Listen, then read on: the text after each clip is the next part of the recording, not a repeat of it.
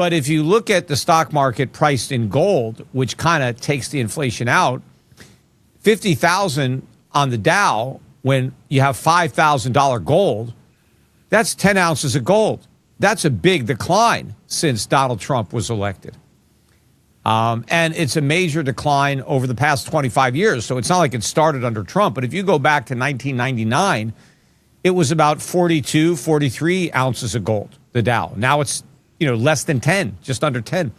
So that's a 75% decline in the real value of stock. So it's completely meaningless for the Trump administration to try to distract people with a 50,000 Dow. Because maybe the Dow is going to go to 100,000 like Donald Trump is predicting.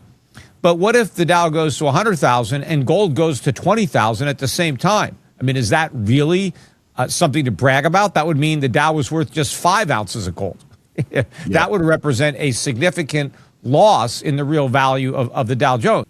Donald Trump and his administration, they continue to claim that the tariffs are not paid by Americans, that they're paid by the foreign producers, which is utter nonsense. The Fed just did a study, and they put out the study, and the study concludes that, no, it's American consumers that pay the tariffs. But from my perspective, the study was a waste of money. I mean, that's just so basic economics. There's no point in even studying it. But what people have to be concerned about, if Donald Trump and his advisors know so little about basic economics that they don't even understand tariffs, then, we're in a lot of trouble, because they clearly don't understand more complex economic issues, right? They've got everything wrong. I don't know where it's going to peak out. I mean, 15,000, 20,000. I mean, I think 10,000 is pretty much a lock over the next few years. But, it could go a lot higher. It just depends on how the scenario plays out with the dollar and the bond market. But, I would not be surprised. We're 10 ounces of gold. As I said, the Dow is worth 10 ounces of gold. It was worth over 40 25 years ago. I think it's pretty much almost a sure thing that we're going to go down to 5. The record low for the Dow priced in gold is around 1 to 1. And that happened twice, in 1932 and 1980. Now, if the Dow and gold are 1 to 1, the Dow's 50,000. I mean, if the Dow just stays here, then gold goes to 50,000, right? Now, the Dow could crash, the Dow could go to 20,000, and gold can go to 20,000. That's still 1 to 1. But if we just get to 5 to 1, which I think is a very realistic number, if the Dow stays where it is at 50,000, gold needs to go to 10,000. Peter Schiff says Dow 50,000 is a distraction. It's down 75% in real gold since 1999, economy weak, inflation strong. Tariffs tax Americans, not foreigners. Democrats win midterms, voters know truth. Kevin Warsh is a dove, not a hawk. Gold floor $5,000. $10,000 plus coming. Mining stocks cheap. Wall Street still doesn't believe the dollar is being sacrificed. Get physical gold and silver now. Now, the mining stocks are a whole different animal. I think they're ridiculously cheap. And the reason for that is, yes, they've gone up. I mean, they've tripled. But the price of gold and silver have tripled. The stocks should have gone up a lot more, given the leverage they have. And the reason they haven't is because investors are still so skeptical of this rally. They've been skeptical the entire time. So they're not willing to reprice the mining companies as if gold and silver are going to stay at these prices. They expect the prices to fall. And so they're not, ratcheting up their earnings estimates for the outer years, because they expect that by then gold and silver prices will be down. But not only are they wrong to believe that the gold and silver prices are going to fall, they're wrong not to understand they're going to keep rising. So the earnings estimates are way off on these companies. And that's why they're actually cheaper now than they were a couple of years ago before they tripled. Now, to me, I bought them all back then. I was buying them hand over fist because I knew the gold and silver price were going to go up. I knew the market was wrong. But the people who were wrong a couple of years ago, they're still wrong. Even though the prices went up, they don't believe it's sustainable. So they're wrong again. Well, I look for physical gold. I think that, 5,000 is about the floor now. I mean, whenever it goes below 5,000, it doesn't get much below 4,900, and it doesn't stay there for more than a day. So I think that's really the new support level for gold. So, people should be buying gold here, not thinking they're buying the high, but they're buying the new floor.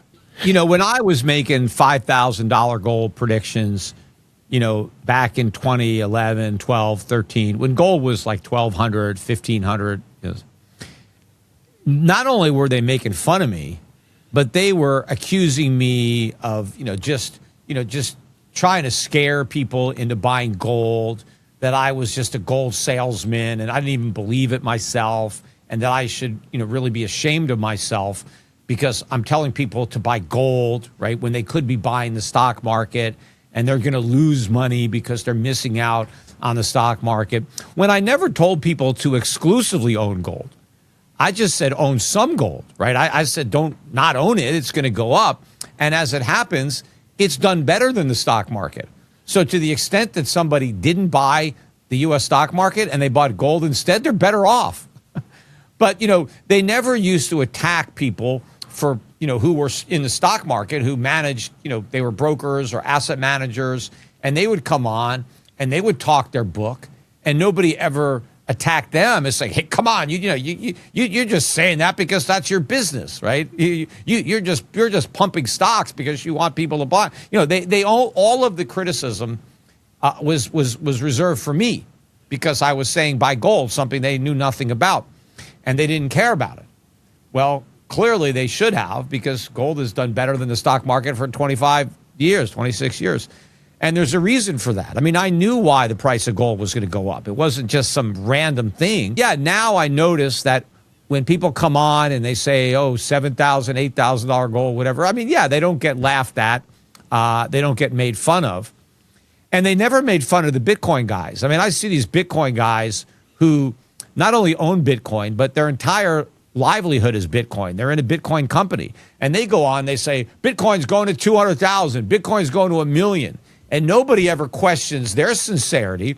No one says, oh, come on, you're just saying that because you have a Bitcoin company, right? Nobody ever questions their objectivity the way they question mine. Oh, and the way they deal with it now, like on a CNBC, I haven't been on in over 10 years, right? They stopped having me on because of, my forecast. Meanwhile, my strategy is doing great. People who invested in gold stocks now over the last 10 years have done better than the S&P. Mm-hmm. I've had a big weighting in gold and silver stocks, and now over a 10-year time frame. Now, that wasn't true 2 years ago. We were way behind 2 years ago. But in the last 2 years, we caught up and then passed them. And I think that this trend is going to continue. So I think over the next several years, people who are following a mainstream U.S.-focused approach are going to fall further and further behind people who are following my strategy, which is gold and silver stocks, physical precious metals, but also non-U.S. stocks, foreign stocks, emerging markets, resource-type investments. This is what's going to be making money for many, many years to come. The stuff that worked in the past isn't going to work and is not working in the present, and it's going to work even worse in the future. Yeah, I'm curious if you've received any like calls or emails from like some folks from back in the day, like, "Hey, Peter, you were right," just saying like, "Hey." Well, they still want to say, "Well, I was too early, right? I mean, I was predicting, I didn't say it was going to take 12 years to get to 5,000, which is true, right? I didn't think it would take this long. In hindsight, yeah. I mean, I'm surprised that it took until 2026 for gold to get to 5,000. But because it took so long, it isn't going to stop at 5,000. I now have a much higher target because when I was predicting $5,000 gold in 2011, 2012, I had assumed that other things would have happened to have gotten the price up that high, which haven't happened yet. We haven't really had a dollar crisis. We haven't had a sovereign debt crisis. So that's still in our future. So it's still going to happen, but it just means when it does, gold's going to be a lot higher than 5,000. In fact, the U.S. dollar has been very weak. It's at a new, record low against the Swiss franc. Central banks are moving out of dollars into gold. That doesn't look like money coming into the United States. To me, it looks like money being pulled out of the United States. In fact, the U.S. stock market, Trump wants to brag about it. Since he's been elected, the U.S. stock market is about the worst performing stock market in the world. So all the other countries are doing way better last year. Huge outperformance of international stocks. Massive outperformance again this year. Look, I have a dividend payer strategy, my core asset management strategy. It was up 62% last year, foreign dividend paying stocks. I mean, the S&P was up less than a third of that. Year to date, that fund is up 13%. The S&P is barely up 1%. What's happening now is a vindication that what we've been saying is right. But if what we've been saying is right, there's some bad stuff that's coming. Right? What's happening now with gold is a harbinger of that. It's a warning that some bad things are around the corner. And most people are whistling past this graveyard. They completely dismiss what's happening in gold and silver. They think it's just a speculative mania, or it's a bubble, or it's irrelevant. It's not. It reminds me of the blow up in subprime, where everybody just ignored that and they said it's contained, don't worry about it. It wasn't contained. It was indicative of a much bigger crisis. It was a tip of a huge iceberg. And that's what's happening with precious metals. It's the tip of an iceberg. There is a much bigger problem beneath the surface that people are oblivious to.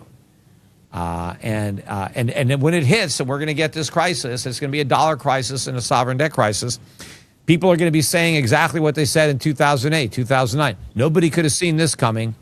Totally out of left field, 100-year flood, but it's not. It was very predictable, just like the financial crisis was. And the tariffs that he's calling reciprocal aren't reciprocating for anything. He's imposing massive tariffs on countries that barely have any tariffs on our goods. But tariffs are always taxes on the citizens. So if Canada has tariffs, they're paid by Canadians. That's the Canadians' problem. They're the ones paying the Canada tariffs. Tariffs in Mexico, they're paid by the Mexicans. Right? So if Canada is taxing their citizens and Mexico is taxing theirs, why do we have to match that? Why do we have to do the same thing to our citizens? Let our citizens trade freely with whoever they want. That's the best policy, is free trade. But the way the country was organized, only the House of Representatives, which is the most responsive political body to the people, because House members are up for re-election, all of them every 2 years. And if you go back to the original concept of the United States, the Senate was not even elected by the people. The senators were appointed by state legislatures. So the House was the only body that was directly accountable. And that's the reason that the framers said that all tax bills, all revenue bills, must originate in the House, because they wanted all of the people who wanted to increase taxes to have to explain that to the voters who they just taxed, right? And tariffs are taxes. They're clearly defined in the Constitution as taxes. And so tariffs have to be imposed first by the House, and then if the House passes it, then the Senate has to pass it, and then, only then, after both houses of Congress approve of the tariff, then the president can sign it. But he just can't just slap tariffs on, because he wants to, anywhere he wants. There's no constitutional justification. I noticed that, it beat earnings estimates, and obviously AEM's earnings are substantially higher than they were a year ago.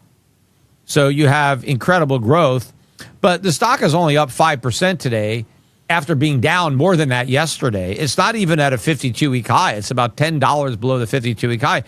And I think that AEM, which has typically traded at a premium to its peers because it's probably the best managed major gold company out there, the premium that it's trading at now is about a record low.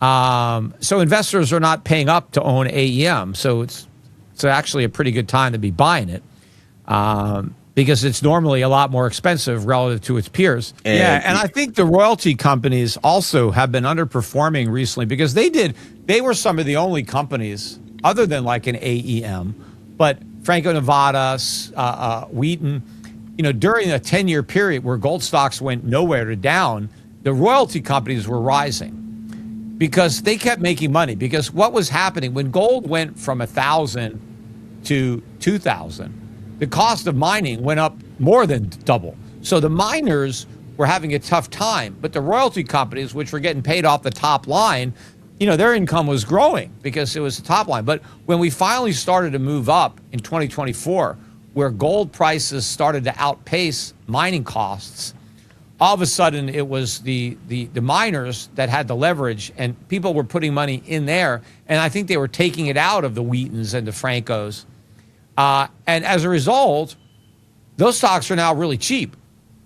They should have gone up a lot more than they did, but I think, they got cannibalized. I think that rather than having a lot of new money come into the mining sector, I think some of the people rotated out of the more defensive mining stocks and then bought like the IM Golds and the Kinross Golds and the Alamos Golds and, a lot of these companies, New Gold, and, and they've had much bigger moves now recently because that money has come in. But I think now these royalty companies, to me, look like a pretty good deal.